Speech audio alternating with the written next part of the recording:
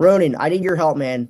I'm getting rusty. I'm getting rusty on how to handle cold call objections. Oh boy. So what I need you to do for me is I need you to help me out and help all the viewers out in what your process looks like to handle objections. And there's three specifically in this video that I need your help with. Not interested. I keep getting that one. If Not it's a interested. sales call, I got that 2 days ago. I did not do a good job handling that. Is it a sales call or did you get, hey, I don't take cold calls? Is this a sales call? It wasn't that Okay. one. Is there a difference? If there's a difference, we can talk about that. I mean, we can get into it. They're Let's pretty get it. similar. Pretty Okay. similar. Okay. And then we already have a solution in place. Yeah. So those are the three I keep getting. So let's start. Can you walk us through, what your process looks like, what your mindset is in handling objections on cold calls, and then we could dive a bit deeper into those three specific objections. Absolutely.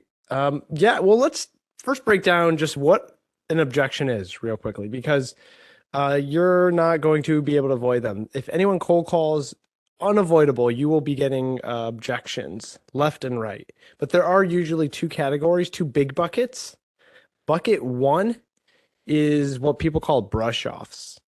And the idea of a brush off is 90 to 100% of the time, you're going to get it within the first 5 to 10 seconds of your cold call. It's someone who isn't objecting to what it is you're calling about or what it is you're saying. They're objecting to you. They don't want this call right now. There's a little bit of psychology behind this too, which I was a psych major in undergrad, so therefore I think I'm a trained and licensed therapist, and my friends don't go. like that. And so in psychology, I learned about these guys, Daniel Kahneman, Amos Tversky, who won the Nobel Prize for just discovering this really cool thing. They were like, hey, and in their book that's really famous is called, I think, Think Fast, Think Slow. There's Okay. pencil on the cover. It's like a bestseller book. They won Nobel Prizes. One of them isn't alive anymore, but they discovered that the human brain operates about 70% of its day in automatic mode, meaning 70% of your day you are in habitual, non-conscious behavior. And that includes your prospects when they answer an unknown number. 70%. 70% of your day. Wow. Which is why, Wow. it's really important when you're in sales, and we're not talking about this today. I'm sure you can talk about it on other videos, but it's really important to talk about your habits because they actually impact a lot of what your results are. Things like sleep, health, and all the other good things. So when your prospect answers the phone, they're not expecting your call. They don't know who you are, but you have to realize that within those first, really 3 to 5 seconds, one of two things is going to happen. These two gentlemen who won the Nobel Prize discovered this thing called a heuristic, which is a mental shortcut that our brains take. Our brains are looking for ways to save energy. They say up to about 50% of your energy from your body is consumed by your brain. So your brain is constantly working. Half of your body's energy goes straight up here, which is pretty cool. So Yeah, it's cool.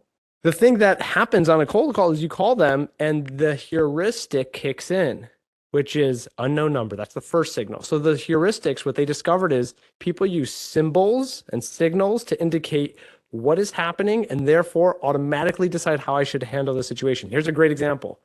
You're driving your car and all of a sudden you see in front of you red light flashing from a car ahead of you. What do you immediately do? Put on the brakes, Put on man. the brakes. It's automatic, right? So your brain doesn't have to process red light, stop, I'm going to hit that car, hit my brakes. So without that, we would be paralyzed all day long, not able to act. Yep. You call your prospect, first signal is unknown number. Who's this? So if you've ever got one of those, you're thinking, if you have kids, you're like, is my kid okay? If you have a loved one who's, in a hospital or something, you might be like, oh, are they okay? If you were expecting a call from someone, you might be like, oh, who is this? If you run a business that gets phone calls, you might think it's a client. So already your brain is jumping to conclusions. Who is this? What's this about? Is it business? Is it something bad? They pick up the phone, hello.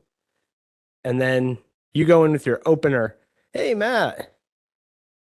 Hey, what's up? Who's this? Hey, Matt, Ronen Passar with RP Advisory here. How have you been? Uh, Bit okay. How you doing, Ronan? I'm good. Hey, look, I know my call's an interruption here. Mind if I take half a minute just to share why I'm calling? Yeah, you got 20 seconds. That was very nice of you. Most people would be like, I don't take cold calls. Is this a sales call? Email me. I'm not interested. And they're doing that as they're hanging up, although people don't do this anymore. They're doing that as they're hanging up. So what you have to do immediately is cut through that noise. You have to break the Mm-hmm. pattern. The pattern is the thing that's triggering their automatic response. And there's two ways to do it, with your tone and with your words, but the tone is more important. So that's where if you hit me back with like, hey, I'm actually running into a meeting. Sorry, I can't take this call. You respond with something that sounds really different than what most people sound like. So most people sound like, oh, okay, no worries. I'll try you later. Thanks, bye. You got to be like, oh my gosh, Matt, I am so sorry. Dramatic, sell it, over the top. Just sound Yeah. different. Doesn't matter which tone you go with. Oh my gosh, Matt, running into a meeting. I know I'm catching you here out of the blue. Look, when's a better time? And then they're gonna So say, so so this is specifically helping against the brush offs. absolutely. And I can even share something here to That'd share be like awesome. what the two big differences are. So we've got, can you see this okay? I can see it. Wonderful. We've got the brush offs. These are the people who are just like, is this a cold call? Is this a sales call? No, I'm not interested. You get that within the first 3 to 5 seconds. But then Mhm. later on, you might get some real business-based objections. And we'll get into those in a bit. But those are essentially people who are like, I know what you do. I understand your product, and I already use your competitor. Or I know what you do. And look, I just don't have budget for this for like 9 months. So I don't even really want to talk to you. Those are real. But the ones that most folks get stuck with are the brush offs. So Ronan, quick question for you. So an objection like not interested, could that be both a brush off and a real objection? So for example, if it was a brush off, they realize, oh my God, this is a salesperson, they're cold calling me, and they immediately defer to saying not interested. And then if it was a real objection, real not interested, you had the opportunity to do your pitch after you gain permission because they use your cold call opener that you've taught all in these videos, and then they say they're not interested. Is that accurate? It can be accurate. So here's the thing with brush offs. They can be legitimate brush offs. So for example, you call me, my two kids are having a meltdown. They're screaming, and I get a call and I pick it up. I'm like, hello. And someone's like, hey, is this Ronan? I'm like, yeah, who's this? What's this about? Hey, yeah, I'm wondering if you're the owner of the house of the thing I'm trying to sell you. And I'm just like, look, I got kids screaming. I got things to do. I'm gonna brush you off. My mom taught me to be polite, so I'm gonna say something like, hey, thanks so much. Maybe just try me again later. Or I'm going to say something like, I'm not going to hang up on you, but I might ask for something that isn't legitimate. I don't want that thing. I just want you off the phone. So Got it it. can be Got it. real. It can be real that like you're actually getting me at a bad time. But let's be honest. I think the most common one is like, hey, I'm in a meeting, or oh, I'm running into a meeting. It's like, how many people are actually in meetings every time I call them? It Yeah. How can many actually people be. pick up the phone when they're in a meeting? Nobody. Exactly. Nobody's doing that. Yeah.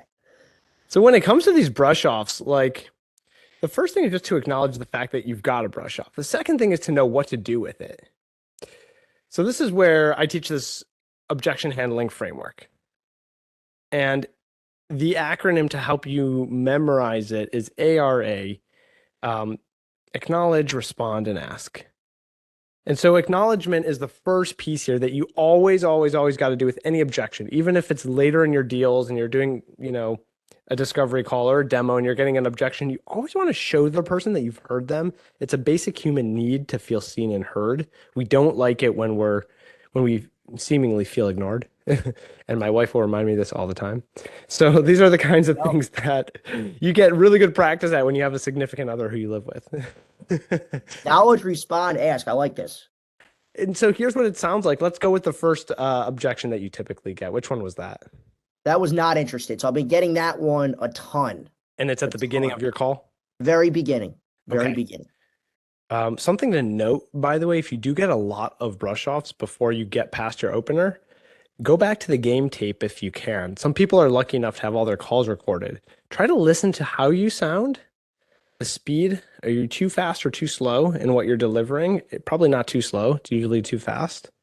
And then is there a tone that either sounds confident, comedic, or friendly? There So you is, sound too salesy when if you're getting something like that a lot at the start, the very start of the call. Yeah. yeah. If you're getting that, there's something that's triggering the mental shortcut, the heuristic of this is a salesperson, Yep. which could also be why people respond with, I don't really take sales calls. I'm sorry. So if they say, I'm not interested, the first thing you want to do is acknowledge. So the more advanced way to do the acknowledgement, which I'll jump to for this objection specifically, is to label what it was Chris Voss style. So try to give a label to what they're feeling. And it could sound like this. Oh man, I bet you just think I'm another annoying salesperson calling you. Yep. And you might say that with a chuckle, say it slow and pause. That's just acknowledging the fact that they told you they're not interested. And then you want to say in your response, there's two types of responses.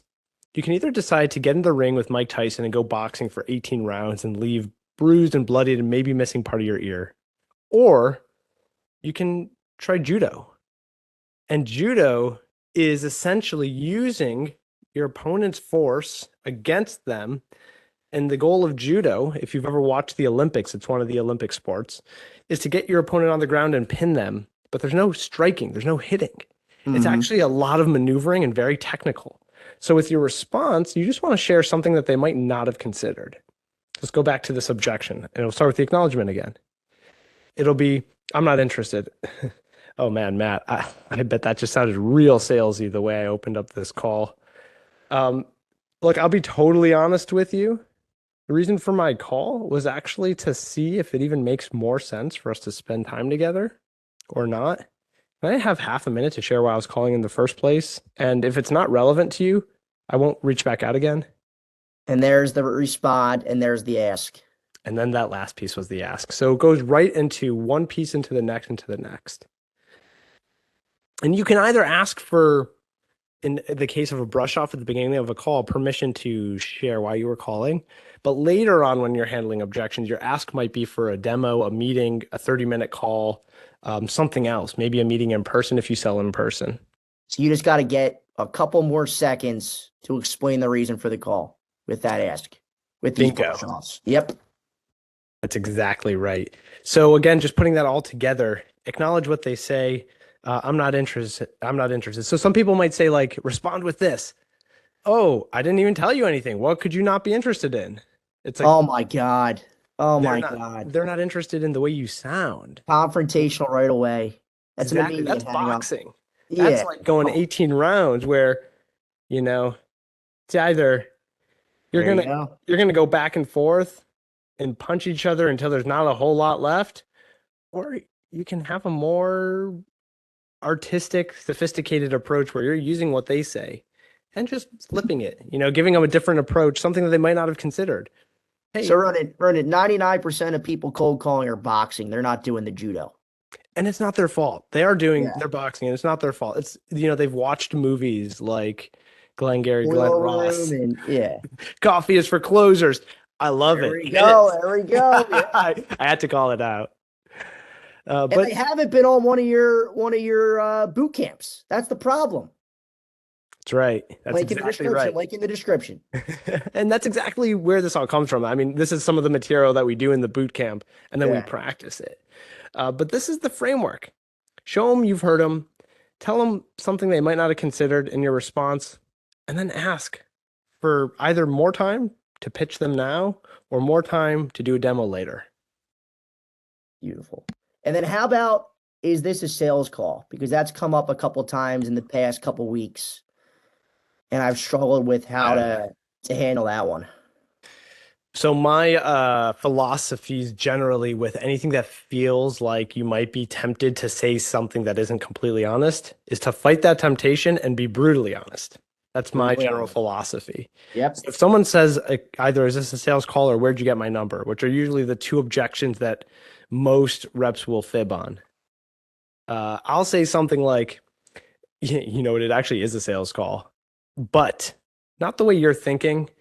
The reason for my call was actually to find time to see if the research that I did on your company is actually correct and my product might be able to help you. And that's where you would insert your valuable solution to a typical business challenge. So it might be like, might actually be able to help you reduce the uptime for your product or the downtime for your product so you never crash your application again. Look, I know I'm cold calling you. This is out of the blue. Does it make sense for me to share a little bit more? And then you can decide if this isn't relevant at all. That's awesome. I really like what you said there, but not the way you're probably thinking. Because you can't sell them anything on the phone unless you are legitimately like a cold caller who sells things on the phone. Most of us who are in the B2B sales space or making cold calls for large enterprise software companies, we're actually selling a meeting. We're asking for time. We're really just, we're digging for curiosity and we're digging for interest. And according to Chet Holmes, and the buyer pyramid, rest in peace, Chet taught us in The Ultimate Sales Machine book that about 60% of your market, 6 out of 10 people you're going to talk to, either think they're not interested or they think that they don't have the problem that you solve. So it's either something that's not on their mind at the moment or it is something that they just don't think about a lot. But if you were to dig a layer or two deeper with them, you might uncover that you solve a challenge that they do care about. So your job as a cold caller is to be provocative enough and to probe just enough to get them to say oh, I guess that is a challenge. And I would be curious to learn more about that solution. And then I'm curious with that Chet Holmes piece there, what percent of people on that pyramid are interested, right, and have an immediate need? Was that part of the pyramid? Yeah, exactly. So I can pull this one up real quick because this is a really good one too. That's really cool. That's interesting. So great book, Ultimate Sales Machine. If you haven't read it, it's a little outdated now, but it was groundbreaking in its time. So for those of you who are into the science and history of sales, there's Chet Holmes' Ultimate Sales Machine. So here's his buyer's pyramid. And what it teaches us is 3% of your market is 2 to 3% is typically buying your product currently. They are actively looking at your competition and they're actively buying. 6 to 7% of your market is open to your product, but they're not actively buying it. So that means 10% of your addressable market, 1 in 10 people you speak with, will be open to meeting with you. Now think about your conversion rates, conversation to meeting. If you do 1 in 10, you're only hitting that top 10%. Mm-hmm. Now that middle 60% that's being circled in red, not thinking about it and don't think they're interested, that is an influenceable market. Those are people who can be persuaded and convinced and become curious about what it is you do. And unfortunately, there's 30% of your market that will absolutely never buy. They just know they're not interested. They've either evaluated your solution and for whatever reason, there's something that they'll never buy. So best in class cold callers, according to this pyramid exclusively, and of course this is in a vacuum, so it's not perfect science, means 3 out of 10 people will reject you and absolutely never take a meeting on a cold call. Best in class is 7 in 10, conversation to meeting. So what you're doing, Ronan, is you're helping people get better at that 30 not thinking about it, 30 don't think they're interested. Bingo. That's exactly right. And the way we do that is just by provoking them a little bit more. So you ask people questions, usually 1 or 2, around a business challenge. And when it comes to objections, bringing it back in, if you hear immediately people saying, no, I'm not interested, or yeah, no, thanks, not right now. A lot of those people just are fitting into the profile of the buyer pyramid. The reason the number 1 objection is I'm not interested is because they're either not thinking about it or they think they're not interested. And maybe 30% are legitimately not interested. So your job is to be able to differ between the two who are saying I'm not interested, meaning I don't really know right now, versus no, I know and I'm not interested. Got it. So not interested, and is this a sales call? Those are brush offs. We already have a solution in place. Would that be a real objection then? 100%. Now, if you're getting that within the first 3 to 5 seconds, there's no way for them, unless they just know your company by name, Yeah. there's no way for them to know that. However, if you're getting that within like the 30-second marker and beyond, after you maybe gave a little bit of a value prop, a pitch, and they say, yeah, we already have something in place. Wonderful. That's legitimate. Now you can use the same acknowledge, respond, and ask framework there. But at this point, the goal starts to change a little bit. So this is where the next level of legitimate and real objections, when it comes to competition or doing nothing but having some solution in place, there's a model called feel, felt, found. And what feel, felt, found teaches us is you basically want to talk about someone else's experience, your customer, when they sounded like you, Mr. Prospect. So if they say, yeah, we're all set, we already got something for this, you might say, like, hey, I totally understand. A lot of our customers, when they come to us, they feel the same way. They feel that, they were all set and they didn't really need anything. And then when they started talking to us and they evaluated the solution and ultimately implemented it, what they found was, and then that's where you insert your differentiator, Mhm. what it is you're different compared to your competition, or what you're different about when it comes to the old school approach, if that's what they're saying. So that is just a subset of the same framework that's more specific to if they have something in place and that's a competitor, or if it's an old school approach. Got it. So the feel, felt, found is how you're handling most real objections on these cold calls. A lot of the ones that have to do with like competition or have Competition. to do with really any kind of incumbent. So We do that internally and all that stuff. internally, we built it, we use spreadsheets. Those are also good as well. So within the real objections, I sub bucket that one layer further into just like business-based things. We don't have budget, timing is bad, I'm not the best person. Those could still be legitimate and real, but they have nothing to do with having an existing solution. And then you've got existing solution, competition, or like a lot of people just use spreadsheets for things. It's kind of crazy. With that second one, that's where you can use the feel, felt, found. So it's like all Got of it. our best customers were using X before they switched to what we do. And what they found is, and that's where you put in your unique differentiated benefit. Like what they found was they were able to actually 3x their application uptime, or they were able to decrease the cost by 3x.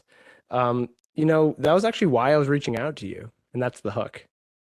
Would it be That crazy was if we why I spent was reaching 30 out. minutes next week where I could share a little bit more and see if that might be a fit for you too? That's awesome. That's awesome, man. I know I feel more comfortable handling these three specific objections on these cold calls because Oh yeah. I found your expertise on this call and your coaching very valuable. And I hope everybody else did too. And what we're going to do, guys, is we're going to do a part two. Let us know in the comment section below what objections you're getting the most outside of these three. And that will be the focus on the next call. Before we wrap up, Ronan, when it comes to cold calls, when it comes to handling objections specifically, what is the biggest mishap you see that most of your students are encountering on these cold calls? Yeah, that's a good question because there's so many things I want to talk about. But the biggest one in terms of its impact Yeah. is not going back to the game tape when something doesn't seem to be working. So listen to the calls if you can. Look, Michael Jordan would sit after games, Kobe Bryant would sit after games, uh, Tom Brady, and they would watch the game right after it happened. In Mhm. the case of Kobe and MJ, you know that these GOATs, some of the greatest athletes ever, what did they do? They would then go rehearse and practice the thing that didn't go well. So they would review what happened, try to figure out like where can I improve, and then work on improving it, and then come back to the game the next time they have a game. It's the same thing with cold calls. If you're not getting past that opener, you're getting a lot of like, I'm not interested. I don't take sales calls. Go back to the game tape and see where can I improve? Can I slow down my pace? Mhm. Sometimes that's it. And maybe forward your game tape to a colleague or your boss and have them review it and have them be an objective viewer on that cold call and give you some tips, give you some feedback, right? So That's an amazing resource if you have it available to be able to actually work with coworkers who can give you feedback, or even hopefully a manager who's interested in being able to give you coaching. It's funny enough, actually, if not, that's one of the things that my partner and I do, Kevin Hop. We are perfect. actually opening up a community where you can just get feedback on calls. And that can be found on your website because I know we have it linked in the description. Exactly. Either LinkedIn or website. And what we essentially are going to be able to do is like, hey, you show up once a week, we do call tape review, or we give you feedback on a call within a Slack community. And it's a great way to get some additional coaching and feedback if you're not able to get that internally. No, that's awesome. That's awesome. And I know you've mentioned this in a couple other videos, but as we wrap up here, can you just list out a few more things that you're doing for the people within your community, the students that you're teaching? Yeah, this is it. Like I love Yeah. teaching. I can be at the front of the classroom all day. It's fun for me. So I'm doing a lot of sales and training, a lot of cold call first, sales development training for teams. A lot of it's internal. So companies hire myself and my partner to come in. We do a training session. We keep the reinforcement and we keep the train on the tracks for like 3 to 6 months or so that we can start to see the huge shift. And usually what we see is people enjoy making cold calls. They get good at it and it becomes a sport. That's awesome, man. Yeah. And just kind of the coaching, the training, as well as advising. I've used all the technology in the space. So if you're thinking about like, oh, there's so many tools out there now to make phone calls. Like, which ones do I use? Like, feel free to hit me up. That's kind of my jam.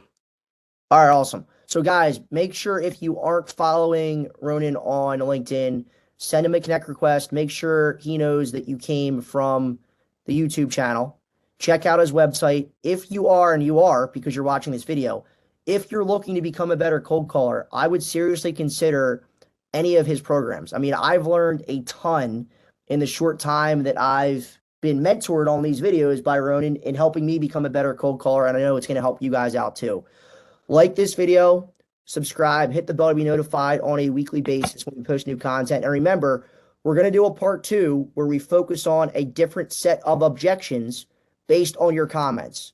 So leave them down below. But Ronan, I can't thank you enough, man, for hopping on here and coaching us all up. Hell yeah, Matt. And thank you for this channel. What an amazing resource. It's awesome, man. It's awesome. All right, guys, thanks for watching. Part 2 coming soon.